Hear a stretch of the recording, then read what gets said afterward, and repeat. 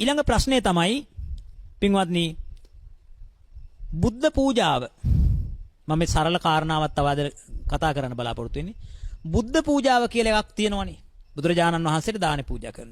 කොහොමද ඔයගොල්ලෝ දානේ පූජා කරන්නේ? සාමාන්‍ය ඔයගොල්ලෝ ගිලම්පස පූජා කරන වාජනේ මොනතරම් ලොකුද? ඊටාම පුංචි. මම දැකලා තියෙනවා බොහෝ විහාරස්ථානවලත් බොහෝ නිවෙස්වලත් මේ වගේ ඊටාම පුංචි සාමාන්‍යයෙන් කුරුල්ලෙකුට බීලා සෑහීමකටපත් වෙන්නවත් පුළුවන් තරම් එකක් නෙමෙයි පුංචිම වාජනවල තමයි පැන් තියන්නේ. ඒක නිකන් ලැබෙන ඇල්පැන් ටිකවත් බුදුරජාණන් වහන්සේට පූජා කරන්නේ නැහැ හරියට. ඒ නිසා පින්වත්නි භාග්‍යවත් බුදුරජාණන් වහන්සේ කියන්නේ අපි වගේ 3 ගුණයක් පමණ ප්‍රමාණයක් ශරීර ප්‍රමාණයක් තිබිච්ච මනුස්ස රත්නයක්. එතකොට ඒ මනුස්ස රත්නයේට සාමාන්‍යයෙන් මම දානේ වළඳන්නේ සයිස් 8ක පාත්‍රේ. එහෙමනම් භාග්‍යතුන් වහන්සේට කොච්චර ප්‍රමාණයක් තියෙනවද?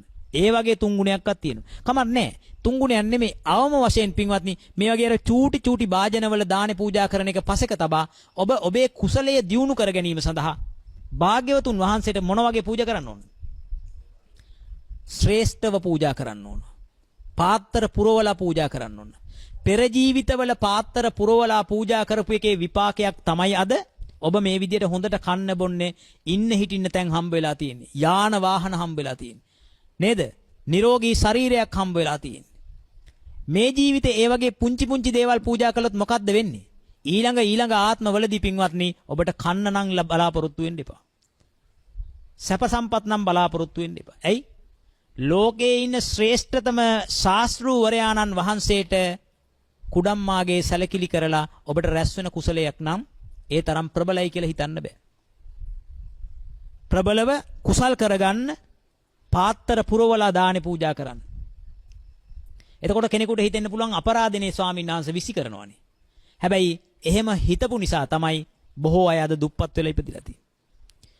ඔබේ අතහැරීම භාග්‍යතුන් වහන්සේ වෙනුවෙන් යමක් පූජා කළා නම් ඒක අපරාධය කියන්න බෑ. ඒක භාග්‍යතුන් වහන්සේට පූජා කළා. පැහැදිලිද? ඊළඟ කාරණාව මම ඔයත්න්ගෙන් විමසලා බලනවා.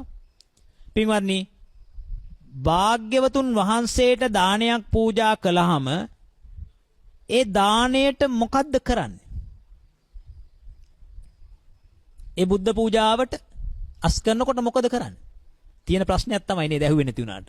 මොකද්ද ප්‍රශ්නේ? මොකද්ද පිළිතුර? දැන් සමහර අය කියනවා සතුන්ට දෙන්න එපා කියලා. දැන් මම එක ධර්ම දේශනාවකට වැඩම කළා. ඒ වෙලාවේ දහම් පාසල් ගුරුවරියක් සඳහන් කරනවා ස්වාමින් වහන්සේ කපලා වලක දාන්න ඕන කියලා. මං ඇහුවා මාවද කියලා. පින්වත්නි භාග්‍යවතුන් වහන්සේට පූජා කරපු දාණය අපි හිතමු වලක් කපලා වලක දැම්මා කියලා. ඒ වල ඇතුලේ පණුව නැද්ද? එහෙනම් ඒත් පණුව කනවනේ. එහෙම අකුසලයක් පිරෙනවා නම් ඒත් ඒකෙන් මිදෙන්න බෑනේ. එහෙනම් මොකද්ද කරන්න ඕන? මොකද්ද? සුදුසෙකුට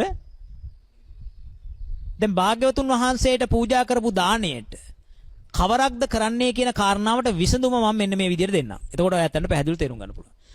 දැන් මම ඔයයන්ගේ නිවසට වැඩියොත් ඔයයන්ට මට දවල් දානේ පූජා කරනවා. දානේ පූජා කරාට පස්සේ මම දානේ වළඳනවා. ඔයයන්ට මගේ පාත්‍රයේ සෝදන්න අරගෙන යනවා. ඒකේ තියෙන ඉඳුල් ටික විසි කරනවා. එහෙනම් ඔබ පූජා කරේ මොනවද? දානේ.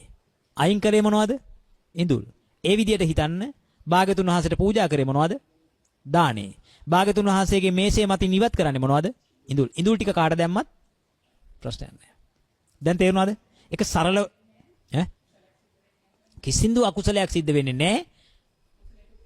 කුසලයක් වෙන්නේ මෙන්න මෙහෙමයි. භාග්‍යතුන් වහන්සේට බුද්ධ පූජාව තිබ්බහම ඒ කුසලයේ අම්මට රැස් වෙනවා. ඊට පස්සේ බුද්ධ පූජාව ඉවත් කරාන් පස්සේ බුද්ධ පූජාවේ ආසනය සුද්ධ කිරීමේ කුසලය වෙනම රැස් වෙනවා. ඊළඟට අම්මා බුද්ධ පූජාවේ ආසනය සුද්ධ කරලා ඉඳුල් ටික ඉඳුල් භාජනයට දාලා ඒ ඉඳුල් භාජනයෙන් අරගෙන තව සතෙකුට දැම්මහම තව අතිරේක කුසලයකුත් වෙනවා. හැබැයි මේසය මත තියෙද්දි බුද්ධ පූජා මේසය මත තියෙද්දි සතෙකුට අරගෙන යන්න එපා. ඒ බුද්ධ පූජාවයි ඔයා අයින් කරන්නේ. බුද්ධ පූජාව අයින් කරන්න. එතකොට බුද්ධ පූජාව දැන් ඔබ අයින් කරලා තියෙන්නේ. දැන් ඒක ඉඳුල්. ඒ ඉඳුල් ටික ඔබ දානවා කොහෙටද? කුණු කූඩේකට දානවා. ඒ දාලා ඉවර වෙලා ඒ අයින් කරාට පස්සේ අන්නේ ඉඳුල් ටික අරගෙන ගිහිල්ලා සතෙකුට දැම්මට කිසිදු ගැටලුවක් නැත. ඒ කියන්නේ බුද්ධ ආසනයේ තියෙද්දි හිතන්න එපා. බුද්ධ ආසනයේ තියෙද්දි ඔබට හිතුනොත් එහෙම මේ ටික මට දැන් බල්ලෙකුට පූජා කරන්න පුළුවන් කියලා ඒක නුසුදුසුයි. ඒක බුද්ධ පූජාව හොරාගත්තා වගේ වැඩක් වෙන්න පුළුවන්. ඒක ඔබේ ඉඳුල් භාජනයකට අරගෙන ඊට පස්සේ ඔබට පුළුවන්කම තිබෙනවා සතෙකුට දාන්න.